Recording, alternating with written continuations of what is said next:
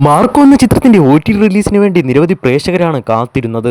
ഇപ്പോഴത്തെ ചിത്രത്തിന്റെ OTT റിലീസുമായി ബന്ധപ്പെട്ട അപ്ഡേറ്റുകൾ ഇപ്പോൾ പുറത്തു വന്നിരിക്കുകയാണ്. തിയേറ്ററിൽ മികച്ച അഭിപ്രായം നേടിയെടുത്ത് 100 കോടിക്ക് മുകളിൽ കളക്ഷൻ നേടിയെടുത്ത ഈ ചിത്രത്തിന്റെ OTT അവകാശങ്ങൾ ഇപ്പോൾ വിറ്റഴിക്കപ്പെട്ടിരിക്കുകയാണ്. ഈ ചിത്രത്തിന്റെ OTT അവകാശങ്ങൾ സോണി ലീവ് ആണ് ഇപ്പോൾ സ്വന്തമാക്കിയിരിക്കുന്നത്. മാർക്കോ എന്ന ചിത്രത്തിന്റെയും രേഖാചിത്രം എന്ന മൂവിയുടെയും OTT അവകാശങ്ങൾ സോണി ലീവ് തന്നെയാണ് സ്വന്തമാക്കിയിരിക്കുന്നത്. സോണി ലീവിലൂടെ ഒരു മാസം ഒരു ചിത്രം മാത്രമാണ് റിലീസ് ചെയ്യുക. അങ്ങനെയാണെങ്കിൽ മാർക്കോ എന്ന ചിത്രമായിരിക്കും സോണി ലീവിലൂടെ ആദ്യം റിലീസ് ചെയ്യുക. മാർക്കോ എന്ന ചിത്രത്തിന് ശേഷം മാത്രമായിരിക്കും രേഖാചിത്രം OTT റിലീസ് ചെയ്യുക.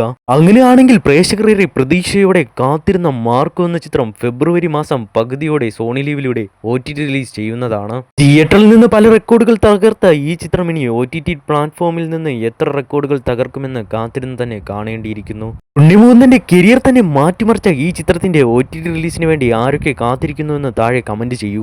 ഇതുപോലെയുള്ള OTT അപ്ഡേറ്റുകൾക്കായും സിനിമ വാർത്തകൾക്കായും നമ്മുടെ ചാനൽ മറക്കാതെ ഇപ്പോൾ തന്നെ സബ്സ്ക്രൈബ് ചെയ്യൂ.